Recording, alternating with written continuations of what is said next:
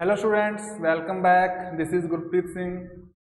बच्चों, इससे पहले ब्रिटिशर्स इंडिया में काफ़ी इन्फ्लुएंस कर चुके थे और इंडिया के लोग भी ब्रिटिशर्स को इंडिया से निकालने या निकालने से पहले कह दें एक ऑटोनॉमी या एक स्वायत्तता के लिए संघर्ष कर रहे थे। तो बच्चों, इसी सीक्वेंस में कुछ पॉलिटिकल मूवमेंट शुरू हुए।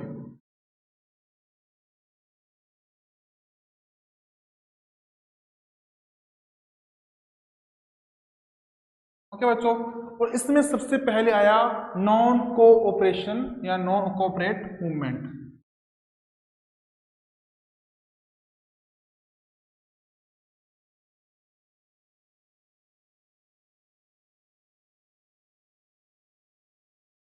ओके बच्चों, ये जो नॉन कोऑपरेट मूवमेंट है ये शुरू हुआ था एक फर्स्ट वर्ल्ड वॉर के बाद में, जब जलियांवाला बाग, रोलेट एक्ट, इस तरह के कुछ हुए, चेम्सफोर्ड रिफॉर्म्स। इसमें जो लोग थे वो काफ़ी खुश नहीं थे। इन्होंने कहा कि जो ब्रिटिश गवर्नमेंट है उनको जलियांवाला बाग इंसिडेंट के लिए माफ़ी मांगनी चाहिए, लेकिन ऐसा कुछ भी नहीं हुआ। ऊपर से जो टर्की था वहाँ पर खलीफा थे जो कि मुस्लिम कम्युनिटी को रिप्रेजेंट करते थे। ब्रिटिशर्स उनकी पावर को ख़त्म करके उनको कोलैप्स करके खुश हो रही थी। गांधी जी जो इन सभी बातों की तरफ ध्यान दे रहे थे, और 1 अगस्त 1920 उन्होंने नॉन कोऑपरेटिव मूवमेंट शुरू किया, यानी कि सरकार का सहयोग नहीं करेंगे, ना ही तो गवर्नमेंट का सामान खरीदकर, ना ही उनके किसी लॉ को मानकर, और ना ही उनको टैक्स देकर। इस तरह से काम करने वाले थे। लाला लाजपत राय की जो चेयरमैनशिप में या उनकी लीडरशिप में कांग्रेस का सेशन हुआ कलकत्ता में सितंबर 1920 में। इसके बाद बच्चों इसमें इस नॉन कोऑपरेटिव मूवमेंट को एक्सेप्ट किया गया। अगले साल बच्चों दिसंबर 1920 में भी हुआ विजय रघुवाचार्य की लीडरशिप में एक सेशन कांग्रेस का नागपुर में। इसमें भी इसी बात को दोहराया गया। इसमें बच्चों जो टाइटल्स दिए गए थे लोगों को उसको ख़त्म करना, जो गवर्नमेंट जॉब से रिजाइन करना और इस तरह की बातों को शामिल किया गया। सरकारी स्कूल, सरकारी कॉलेज, कोर्ट्स, इन सभी को बॉयकॉट करना, जो फॉरेन्स का सामान है इम्पोर्ट किया हुआ उसको बॉयकॉट करना, उनके कपड़ों को बॉयकॉट करना, इस तरह की बातों को शामिल किया गया। इसके बाद बच्चों उन्होंने इंडिया की जो इंडस्ट्री थी उसको भी काफ़ी मोटिवेट किया ताकि वो बढ़े, ठीक है ना। उन्होंने नॉन टचेबिलिटी, कास्टिज्म, इसको भी इसका विरोध किया। इन्होंने जो शराब थी, जो वाइन थी, उसको भी उसका विरोध किया, ठीक है ना। इस तरह से बात की उन्होंने। केसर ए हिंद, यानी कि गांधी जी ने केसर ए हिंद का टाइटल लौटा दिया। रविंद्रनाथ टैगोर ने नाइट का जो टाइटल था वो लौटा दिया। इस तरह से जो जमनालाल बजाज थे उन्होंने अपने राय बहादुर का टाइटल भी लौटा दिया। इस तरह से सब काम चल रहे थे। इसके बाद तो मोतीलाल नेजावत, तेजावत, राजेंद्र प्रसाद जैसे नेताओं ने भी वकालत या की लॉयरशिप करनी छोड़ दी थी। काफ़ी अच्छा दौर चल रहा था बच्चों। इस टाइम में काशी विद्यापीठ, गुजरात विद्यापीठ, बिहार विद्यापीठ, जामिया मिलिया इस्लामिया जैसी यूनिवर्सिटी खोली गई, यानी कि नेशनल स्कूल और नेशनल यूनिवर्सिटीज़ खोली गई। 17 नवंबर 1921 ब्रिटिश युवराज, उस टाइम से British prince of Wales India में आए। उनको काफ़ी विरोध का सामना करना पड़ा, स्ट्राइक्स हुई, ठीक है ना। लोगों ने जमकर उनके सामने जुलूस निकाला, ठीक है। फैक्ट्रीज, मिल्स बंद हो गई। जो लेबर्स थे उन्होंने काफ़ी स्ट्राइक की। 1921 में 369 स्ट्राइक्स हुई और इसमें 6 लाख लेबर्स ने पार्टिसिपेट किया। मतलब मोतीलाल तेजावत जैसे कुछ लीडरशिप, चिरंजीव दास, लाला लाजपत राय, इन्होंने इसको पूरा इसमें आगे रहे और उनको अरेस्ट भी कर लिया गया। गांधी अभी तक अरेस्ट नहीं हुए थे। मदन मोहन मालवीय, मोहम्मद अली जिन्ना के बीच में ब्रिटिशर्स ने बातचीत करवाने की कोशिश करी, लेकिन बिल्कुल भी ये कामयाब नहीं हुई। इसके बाद बच्चों अहमदाबाद में जो नेशनल सेशन होना था कांग्रेस का, उसकी लीडरशिप होनी थी देश बंधु चित्तरंजन के नीचे। दिसंबर 91 में होना था, लेकिन उनको डाल दिया गया जेल में। तो हकीम अजमल खां वो उस जगह आए और उस लीडरशिप को एक्सेप्ट किया। इसके बाद बच्चों सरोजनी नायडू ने चिरंजन दास का जो स्पीच था उसको पढ़ा। फिर इस नॉन कोऑपरेटिव मूवमेंट को शुरू किया गया फिर से। 30,000 लोगों को अरेस्ट किया गया। 1922 में लॉर्ड एडिरिंग को गांधी जी ने एक चेतावनी दी, ठीक है ना, उनको अवेयर किया कि एक हफ्ते में ये जो आपने बुरा काम कर रखा है, जो लोगों को अरेस्ट कर रहे हो, इनको छोड़ दो। जो भी पॉलिटिकल रूप में अरेस्ट हुए हैं लोग, इनको आप छोड़ दो, ठीक है ना। हाँ, कोई लोग चोरी किसने कोई और काम किए वो तो बात अलग है, लेकिन जो पॉलिटिकल लोगों को अरेस्ट किया उनको आप छोड़ दो, ठीक है ना। नहीं तो बारडोली में हम सिविल डिसओबीडियंटली काम करेंगे। डिसओबीडियंटली करेंगे यानी कि सविनय अवज्ञा, यानी कि सरकार के बातों को नहीं मानेंगे। तो इसी में आ गया एक चौरा चोरी इंसिडेंट या चौरा चोरी स्कैंडल 1922 में। तारीख थी 5 फरवरी। तो बच्चों ये जो चल रहा था मूवमेंट, तो नॉन कोऑपरेटिव और एक सिविल डिसओबीडियंस, इसमें क्या हुआ कि एक जो लोग थे इस तरह का मूवमेंट करने वाले, वो थोड़े से उग्र हो गए, ठीक है, एक्सट्रीमिस्ट हो गए, और उन्होंने एक पुलिस चौकी थी उसको आग लगा दी। उसमें एक इंस्पेक्टर जो एसएचओ था और 21 उसमें जो कांस्टेबल थे वो मर गए। गांधी जी दुखी हुए, उन्होंने कहा कि वायलेशन से तो कुछ करना ही नहीं है। उन्होंने अपने इस मूवमेंट को वापस ले लिया। इसके कारण जवाहरलाल नेहरू, सुभाष चंद्र बोस, लाला लाजपत राय जैसे लोग दुखी हुए, ठीक है ना, और उन्होंने इस बात को गलत बताया। और इससे बच्चों अंग्रेजों की जो बुरी बातें थी उनका दमन था वो रुका नहीं। आंदोलन खत्म होने के बाद भी कुछ नहीं हुआ और 10 मार्च 1922 को गांधी जी को अरेस्ट कर लिया, लेकिन 2 साल बाद ही उनकी बुरी हेल्थ के कारण उनको छोड़ दिया गया। उसके बाद फिर से उन्होंने वही काम किया, खादी को बढ़ावा दिया, नॉन टचेबिलिटी को खत्म करने के काम किए। इस तरह से जो कम्युनिज्म आ गया था, सांप्रदायिकता आ गई थी, उसको भी खत्म करने की कोशिश गांधी जी ने पूरी की। इसके बाद आया बच्चों खिलाफत मूवमेंट।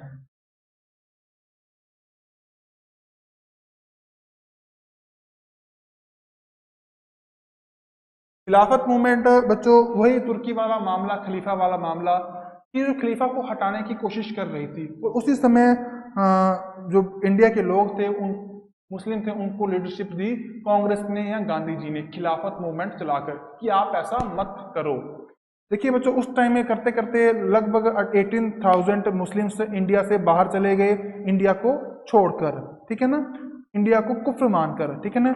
गांधी जी का इसमें काफी रोल था, बाहर निकालने में नहीं, उनको सपोर्ट करने में। लेकिन वही बात वहां पर तुर्की में एक सेक्युलर स्टेट बनने में देर ना लगी, क्योंकि तुर्की एक सेक्युलर कंट्री बन गया, ठीक है ना। बहुत से लोग थे, शौकत अली मौलाना, मोहम्मद अली जिन्ना, हसरत मोसानी, उन्होंने भी कोशिश की थी।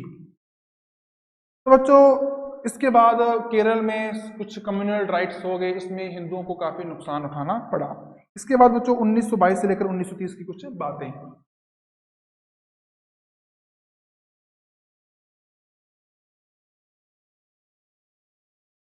तो जो 1922 से लेकर कुछ उसमें एक स्वराज दल बना, स्वराज पार्टी कह देते उसको। क्या था, कांग्रेस से ही निकला था, कांग्रेस के कुछ लोगों से ही निकला था ये। जब ये जो आई ना बात 1990 में जेम्स फोर्ड वो सभी रिफॉर्म्स की, तो कुछ लोग कहने लगे कांग्रेस में कि हम ना जो आने वाले इलेक्शंस है उसमें पार्टिसिपेट नहीं करेंगे। लेकिन उसमें एक कुछ रेडिकल्स भी थे, वो कहते करेंगे। अब रेडिकल्स और नॉन रेडिकल्स अलग हो गए आपस में, ठीक है ना। जो रेडिकल्स थे उन्होंने पार्टी बना ली स्वराज, ठीक है, और उस पार्टी में बहुत से लोग थे, जैसे विठल भाई, मोतीलाल नेहरू, हाकिम अजमल, C.R. दास। और जो नहीं चुनाव कराने वाले थे वो थे वल्लभ भाई पटेल, बाबू राजेंद्र प्रसाद, डॉक्टर अंसारी, C. राम गोपालचारी, इस तरह के लोग, ठीक है। हिंदू और मुस्लिम्स में एकता करने के प्रयास कर चल रहे थे उस टाइम में। तो बाद में स्वराज पार्टी का कुछ बना नहीं, फिर से इन्हीं में आकर शामिल हो गई। साइमन कमीशन आया इस टाइम में। एक साइमन कमीशन था कि जो इंडिया की प्रॉब्लम्स है उनको समझें। जगह जगह पर साइमन कमीशन गया। प्रॉब्लम क्या समझने आया था वो हर जगह उसका विरोध हुआ। गो साइमन गो बैक के नारे लगे हर जगह पर, जहां पर भी गए, चाहे लाहौर, चाहे बॉम्बे, चाहे बंगाल, चाहे केरल, चाहे हैदराबाद, जहां पर भी गए इस तरह की बातें उनको देखनी पड़ी। ठीक है, इसके बाद नेहरू रिपोर्ट आई 1928 में।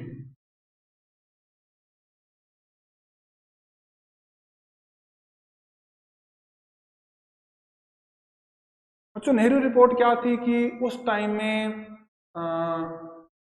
जो मोतीलाल नेहरू थे उन्होंने बताया कि किस तरह से एक अच्छी गवर्नमेंट बननी चाहिए जो एक अच्छी तरह से पूरा काम संभालेगी। ठीक है ना, उन्होंने इसके लिए कुछ पॉइंट्स बताए, जैसे इंडिया को एक नॉमिनल स्टेट बनाएंगे जो कि ब्रिटिश कॉमनवेल्थ के अंडर सबऑर्डिनेट होगा।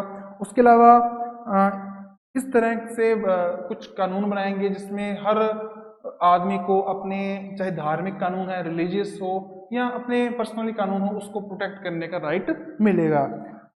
कम्युनल आधार पर उसको बेस मानकर अलग से इलेक्शन होंगे नहीं।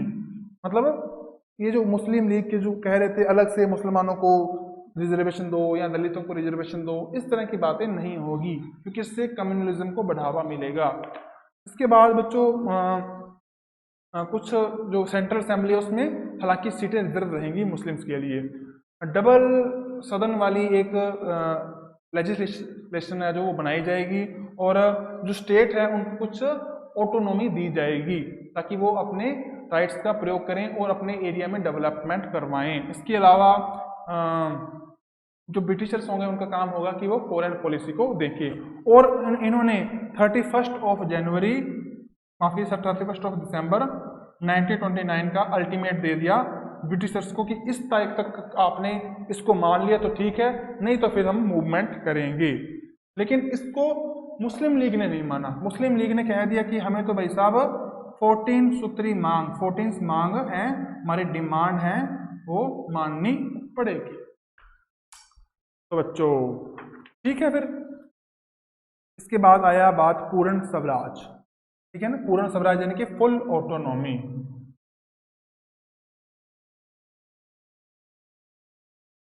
बच्चों क्या हुआ कि 1929 में जब ये बात, इस डेडलाइन के बाद इनकी बात नहीं मानी गई थी तो जवाहरलाल नेहरू की अध्यक्षता में कांग्रेस का एक सेशन लाहौर में आया।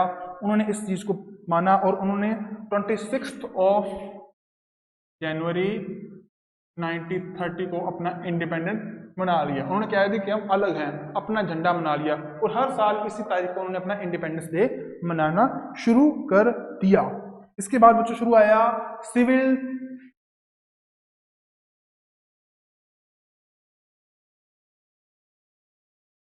डिसओबीडियंसी मूवमेंट यानी कि सविनय अवज्ञा आंदोलन, यानी कि प्यार से किसी बात को ना मानना बिना लड़े, यानी कि सरकार के कानूनों को ना मानना और उसको टैक्स न देना। शुरुआत की इस बात की गांधी जी ने 12 मार्च 1930 को। उन्होंने अपने साबरमती के आश्रम से लेकर दांडी तक की यात्रा की। 40 माइल्स थे। 24 डेज में वो गए अपने 78 फॉलोअर्स के साथ। गए वहां पर नमक सॉल्ट था वो उठा लिया क्योंकि तब तक ये बैन था, ऐसे कोई उठा नहीं सकता था, कोई सरकार की परमिशन के बिना ट्रेड नहीं कर सकता था। अब ये एक सिंबॉलिक था। उन्होंने कहा कि मैंने अंग्रेजों का एक कानून तोड़ दिया, उसको नहीं माना, यानी कि मैं अंग्रेजों के कानून नहीं मानता, ये बात उन्होंने कही। तो बच्चों इस तरह से पूरे देश में ये जो थे आंदोलन शुरू हो गए। सुभाष चंद्र बोस ने इस चीज की तुलना, इस जो ट्रैवल की तुलना नेपोलियन की एल्वा से पेरिस तक के मार्च से की। ठीक है ना, लोगों ने सरकारी कॉलेज को बॉयकॉट किया, सरकारी सेवाओं से, सर्विस से रिजाइन किया, सरकारी टैक्स को देना मना कर दिया, सिर्फ और सिर्फ इंडियंस की चीजों को अपनाना शुरू किया, इस तरह से काम करना शुरू कर दिया। इसके बाद बच्चों गांधी और इरविन, इनका समझौता होना तय माना गया। Gandhi Irwin act, Gandhi Irwin 1930 में। अब बच्चों 1931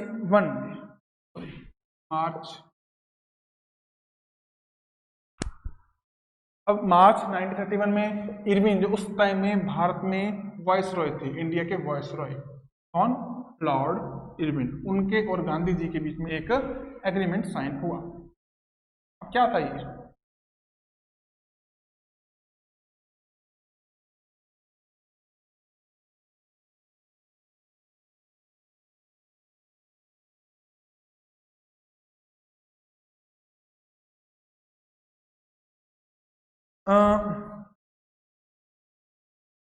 देखिए बच्चों, गांधी और इरविन के बीच में एक साइन होने वाला थी बात का, तो इसको इसी समझौते के नाम से जाना गया। इसमें इन्होंने दिल्ली पैक्ट के नाम से भी इसको जाना जाता है। उन्होंने कहा कि गांधी जी ने कि सभी जो वॉर प्रिजनर्स हैं या जो पॉलिटिकल प्रिजनर्स हैं उनको रिहा कर दो अभी के अभी, और जो सी कोस्ट पर रहने वाले लोग हैं उनको नमक या सॉल्ट उठाने का राइट्स देना चाहिए, और सभी को शांतिपूर्ण धरना देने का भी अधिकार देना चाहिए। और इसी के बाद वो राउंड टेबल सम्मेलन में गए, ठीक है ना। उनको 1932 में उन्होंने फिर से जो सिविल डिसोबेडियंसली जो मूवमेंट था उसको शुरू किया, फिर उनको जेल में डाल दिया गया। 23 अगस्त 1933 को उनको जेल से बाहर निकाल दिया गया, और 18 मई 34 को पटना में उन्होंने बिना किसी कंडीशन के सविनय अवज्ञा आंदोलन यानी कि सिविल डिसोबेडियंसली को खत्म कर दिया। अब गोलमेज सम्मेलन यानी कि राउंड टेबल काउंसिल,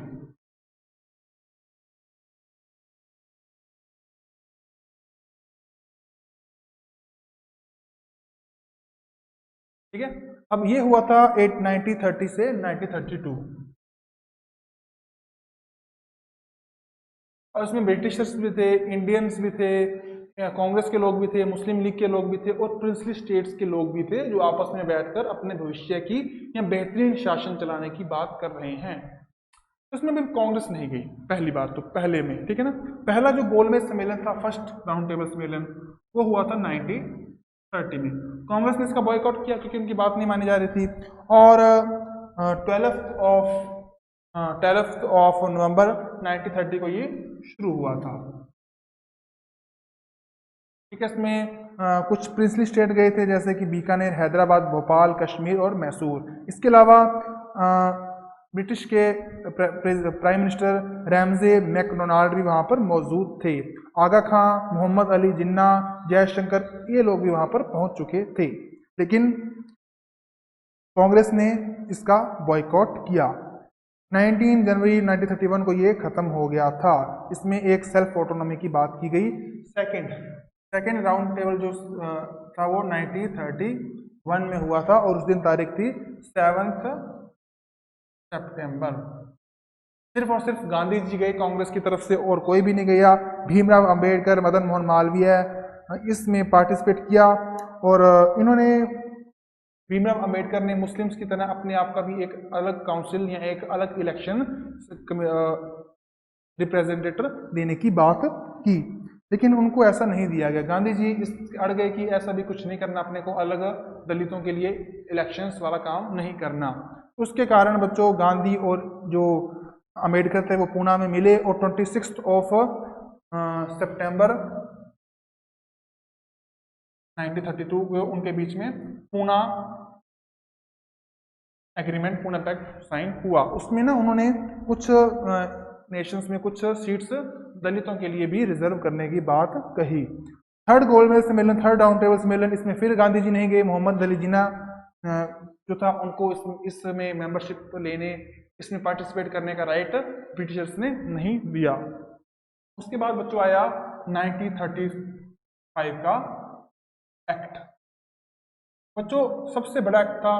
अब उसमें कौन कौन सा एरिया था? बर्मा को बाहर कर दिया गया इंडिया से। इंडिया, आज का बांग्लादेश और पाकिस्तान इसमें शामिल थे। तो बच्चों इसमें कुछ बात की गई, कुछ सुधार दिए गए, कुछ बातों को मान लिया गया इंडिया की, और इसमें कुछ कई बात है कि सबसे पहले कि जो पूरे के पूरे इंडिया है उसके जो स्टेट्स हैं उसको पूरी की पूरी ऑटोनॉमी दी जाएगी। दूसरी बात, मुंबई, बंगाल, मद्रास, संयुक्त प्रांत असम और बिहार, इसमें 2 लेवल की एक असेंबली बनाई जाएगी। इसमें एक लेजिस्लेटिव काउंसिल होगी और एक लेजिस्लेटिव असेंबली होगी। ठीक है बच्चों, पूरे इंडिया के लेवल पर जो गवर्नर्स होंगे उनको मिलाकर एक फेडरल बनाया जाएगा, और इसमें एक सेंट्रल बनाया जाएगा, उसमें भी डबल लेयर होगी, और 3 तरह के जो सब्जेक्ट बनाए जाएंगे जिसमें कानून होगा। सबसे पहले स्टेट, जो जिस पर सिर्फ स्टेट के जो लोग हैं वो कानून बनाएंगे, सेंट्रल में सेंट्रल लेवल के, और एक बीच का होगा जिस पर सभी कानून बना सकेंगे। ठीक है, एक सेंट्रल बैंक होगा जिसका नाम बनाया गया RBI, reserve bank of India. Railway, construction, इस सभी का काम जो होगा वो सेंट्रल का होगा। ठीक है, बर्मा अलग हो गया, सिंध और उड़ीसा 2 नए स्टेट बनाए गए, और जो स्टेट के गवर्नर्स थे उनको इस तरह की पावर दी गई कि वो खुद से भी फैसले ले सकते हैं। ठीक है, और कुछ यही सारा कुछ था जिसका बेस बना हमारा कॉन्स्टिट्यूशन। 1 अप्रैल 1937 को ये अप्लाई हो गया, लागू हो गया। इसके बाद बच्चों कुछ जगह वोटिंग्स हुई। 11th में से 6 जगह पर 6 स्टेट में कांग्रेस जीत गई, 2 में मुस्लिम लीग जीत गई। कुल मिलाकर कांग्रेस कुछ अलायंस करके 8 जगह में जीत गई। ठीक है बच्चों, इसके बाद आया सेकेंड वर्ल्ड वॉर। अब सेकेंड वर्ल्ड वॉर में जो इंग्लैंड था उसके जो स्थान था, स्थिति थोड़ी नाजुक थी। इंग्लैंड अब भारत की मदद लेना चाह रहा था, लेकिन इंडिया जब तक फुल ऑटोनॉमी उसको नहीं दे रहे तब तक वो मदद के लिए बिल्कुल भी तैयार नहीं था। इसके बाद वायसराय लिथुआनिया ने कह दिया कि आप हमारी सपोर्ट कीजिए, लेकिन पूरी की पूरी जो स्टेट काउंसिल्स थी, स्टेट असेंबलीज थी, उन्होंने रिजाइन कर दिया। इसके बाद अगस्त प्रपोजल आया, अगस्त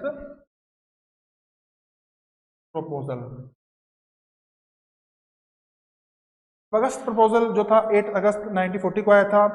इसमें उन्होंने कहा कि आप हमें ऑटोनॉमी दो, इंडियंस ने कहा। तो चर्चिल उस टाइम में प्राइम मिनिस्टर थे, उन्होंने कहा कि मान लिया कि मैं एक प्राइम मिनिस्टर हूँ और आपके सपोर्ट कर रहा हूँ, लेकिन इसका मतलब यही नहीं कि मैं पूरे के पूरे ब्रिटिश एम्पायर को कोलैप्स कर दूँ, उसको खत्म कर दूँ। ठीक है ना, लेकिन फिर भी उन्होंने कुछ बातें उनके सामने रखी गई, जैसे कि उन्होंने लिथुआनिया जो थे तब इंडिया में वायसराय थे इंग्लैंड के, उन्होंने ये बात कही कि वॉर के बाद में एक इस तरह की अपने स्ट्रक्चर बनाएंगे जो कि इंडिया का कॉन्स्टिट्यूशन बनाएगा। दूसरी बात, जो वायसराय हो गए उनकी जो कार्यकारिणी है, उनकी जो एग्जीक्यूटिव काउंसिल है उसको भी बढ़ाएंगे, उसमें इंडियंस को बनाएंगे। तीसरी बात कि जो वॉर में एक काउंसिल होगी जो इंडियंस को में शामिल करेंगे और वो वॉर में सलाह देगी। चौथी बात कि जो अल्पसंख्यक होंगे, जो माइनॉरिटी होंगी, उनके पूछे बिना इसमें कोई बदलाव नहीं आएगा। ठीक है बच्चों, तो इससे पहले बच्चों जो सत्याग्रही थे उनको गिरफ्तार करने के लिए पहले नोटिस देना होता था। गांधी जी को गिरफ्तार कर लिया बिना किसी नोटिस के। और बच्चों क्रिप्स मिशन आया उसके बाद 1942 में।